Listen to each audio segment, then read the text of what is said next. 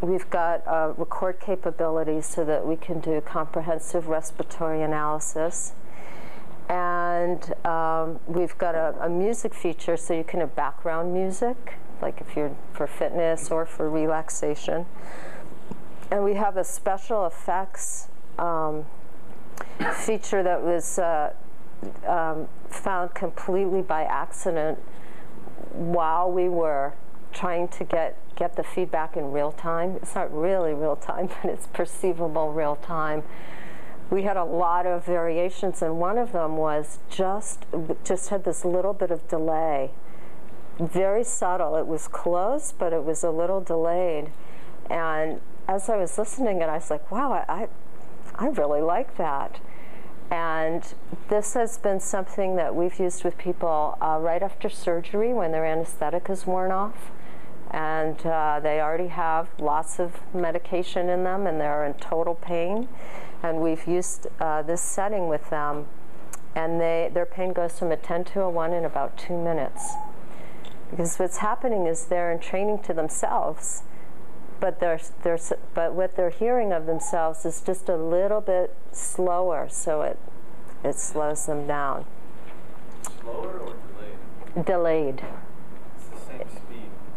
Right, but it's the feedback. Delayed. The digital processing has just got a little delay in it. It's an imperfect real-time kind of a thing. And we've also had people with anxiety attacks listening to their breath with that setting who have just calmed right down. And I'm currently doing some research about why is that? You know, that's interesting. And I think that oftentimes it's different if someone says to you, you know, okay, Nima, you're stressed, just slow down your breathing, breathe like this. And in order to do that, we have to pass through our upper brain here, our cortical structures. But when we get it through the ear, it's going right into the audio brainstem. And so it creates change so much faster because it's bypassing this, evaluating, judging kind of a part of our brain. At least that's what I'm thinking. We added this feature. This was from our user feedback. That people would hear their breath. We do comprehensive analysis, and they were going, well, what is an optimal breath? What does it sound like? What does it feel like? And so we made a recording, and we have this whole animation with sound, and we've got the visual. It's telling you exhale, and you hear. And then we've got these little chimes that come in right at the same time. So this is like a behavioral cueing kind of a thing that's giving people, this is what it sounds like, now here's what to do. Let's see what else. This, initially what we would do is we'd record the breathing and send it to our server to do all the analysis, and you'd see it on your personalized web page. But people didn't like that. They said, I don't want to go to my computer to find out how I'm breathing. I want it here and now. So we now have what we call our dashboard is in the app, and what we're doing is we're sending the audio to the cloud, and then the cloud is sending the analysis to the phone. And here's another page of that where you can share and rename, and if you scroll down on the analysis, it gives you the analysis.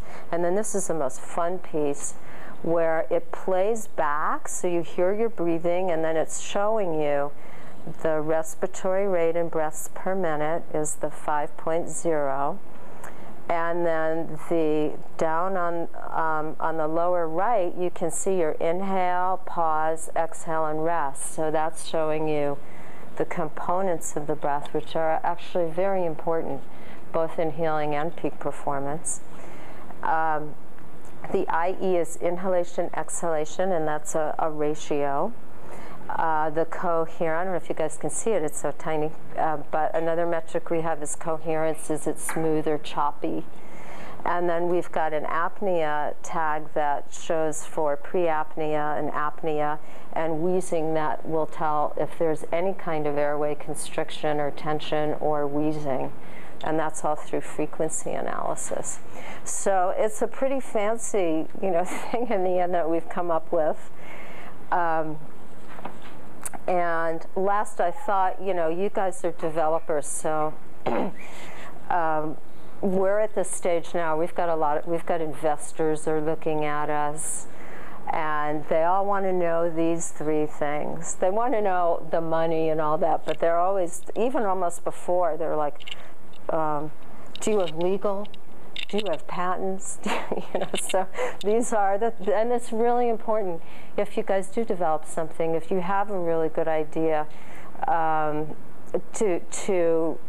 you're really thinking of developing it, to do the patenting process as early as possible, because once you start getting into it and you develop it further and further, then you're going to be looking at, okay, people are going to be asking you for it, and it's something, it has nothing to do with our creativity, our community of developers, our community of people, but it does have something to do with business. And then legal is also really important, that people that are working on your project are somehow, they're going to stay working with you, and they're not going to take your ideas that you're developing and go down the street, again, another business kind of thing. And that's kind of what I prepared today, but I'm totally open for questions. Yes? Question one, when did you first launch the iPhone app? And two, are you on Android? If not, when? Okay. We launched the first one, which was a little bit of a disaster, on but we had to do it at July 2010, at the end of July 2010. And we decided to use the Apple platform for each platform has its own thorns in it. But we decided to start with the Apple platform because we felt it was the easiest. Because on the Android, you have to do the Android and the phone it's for, I believe. But that is very much in our plans. We would like to, in our plans we have it for the Mac and the PC, for the Android as well, but we haven't developed to there. Who's next? How about this young lady? We have 250 users, and we've got 1,300 breath recordings in our database. We haven't really done any marketing. We're just at the beginning of kind of the investor thing, marketing, PR, and things like that. But we usually I always look on the Apple site, and we constantly get people kind of coming in and using. In the back. Before you showed iPhone, I remember you showed like a gazette of where you can breathe onto. So do you breathe onto the iPhone, or do you have to buy this accessory? No, we use the headset that comes with the iPhone, the little microphone. And let me see if I can go backwards. Oh, I did have another slide in there. Okay. There. That comes with the iPhone. Yeah. So what we did, this was another big journey of do we create hardware and go into manufacturing? Do we need $500 microphones? How can we use, our thought was, how can we use what people already have? One of the things we've learned a lot is you want to make it as easy as you can for people. Because in this day and age, consumers are demanding. They really are. It's like, I don't want to do another click, And so we thought, even though you have to wrap it around, there's no extra purchase. So that's what we chose. And you have to breathe through your nose? No, you can breathe through your mouth as well, but that position works really well for both. And that's what we found. Yes?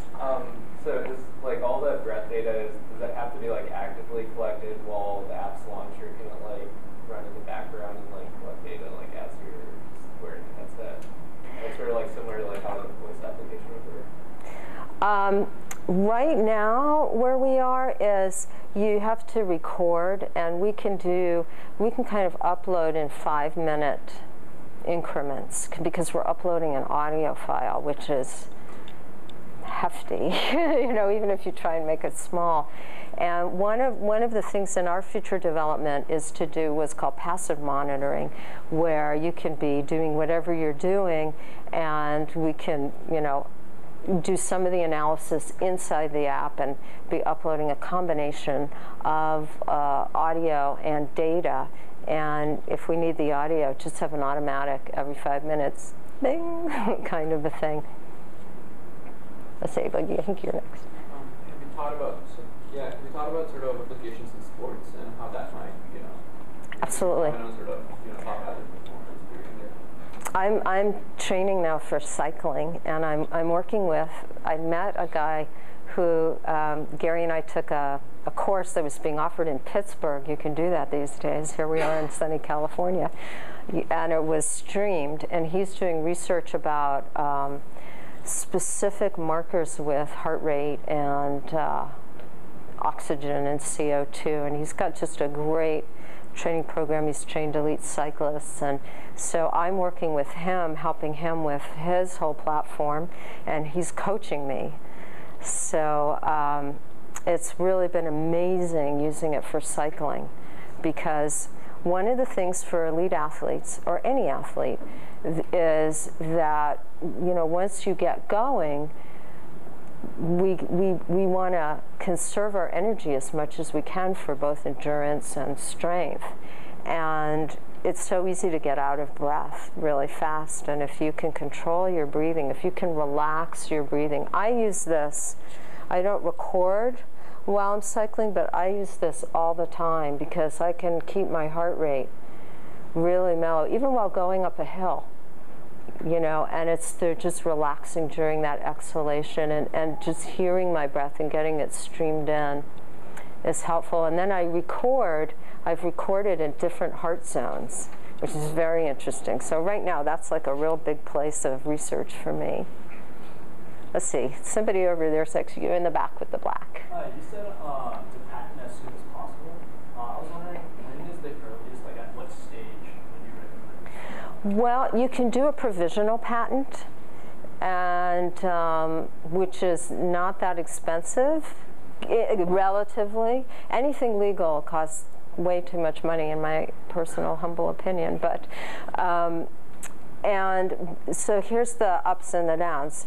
You can file a provisional patent, but then you've got a year to file your patent that, you know, will be filed, and it will refer back to that. So that's at the point when you want to file, where you've developed what you're doing enough that you can really scope it out and elaborate on it within a year. At least that's what I'd recommend. I don't know. What's your name? So I had a question about the optimal breath. Mm-hmm. So wouldn't that differ by race or like your physical ability? Also, like, couldn't that differ by like what altitude you're at from the sea level? Let me go to that. Okay, so here's what I found, and a lot of it's, you know, I also really researched it out as well. Interestingly enough, because we don't, you know, have a lot of tools to find out what our breathing is, and you have to kind of go into a clinic and blow in and do all these things. There isn't that much out there, but the research that I could find, and then personally that I did, I found that there is a range.